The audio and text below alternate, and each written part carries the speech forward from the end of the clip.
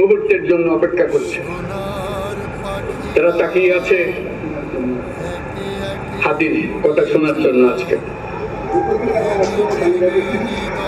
বিদেশে যারা আছে বাংলাদেশি, এই মুহূর্তে তারাও হাদির কথা জানতে চায়। প্রিয় ওসমান হাদি, তোমাকে আমরা বিদায় দিতে আসি নাই এখানে। তুমি আমাদের বুকের ভেতরে আছো এবং চিরদিন বাংলাদেশ যতদিন আছে তুমি সকল বাংলাদেশির বুকের মধ্যে থাকবে। এটা কেউ সরাতে পারবে না। আমরা আজকে তোমাকে প্রিয় হাদি বিদায় দিতে আসিনি।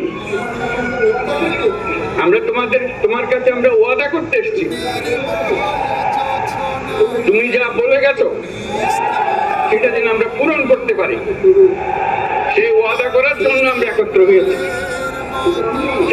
সেই ওয়াদা শুধু আমরা নয়, পুরুষানুক্রমে বাংলাদেশের সব মানুষ পূরণ করবে। সেই ওয়াদা করার জন্য আমরা তোমার কাছে আজকে এসেছি, সবাই মিলে যে যেখানে আছি।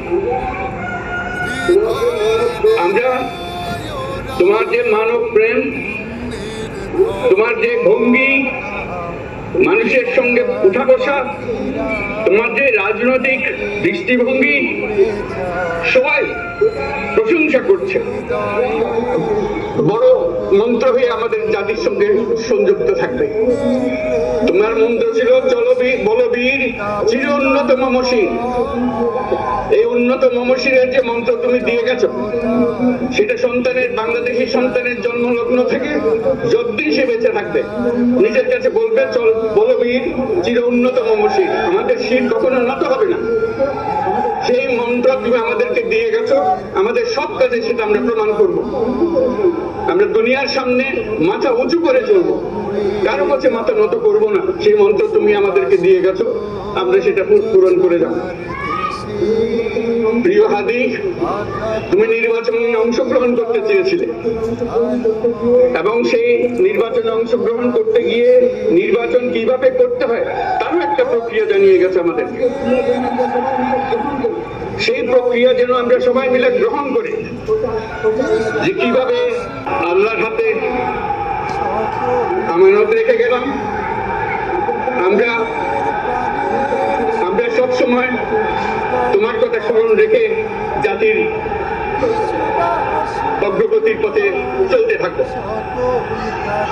ধন্যবাদ সবাইকে। শাহাদাত বেছে নেয় সাহসী যে জনা, সোনার পাখিরা একে একে উড়ে যায়, ভেঙে ভেঙে হৃদয়ের সকল বাঁধন।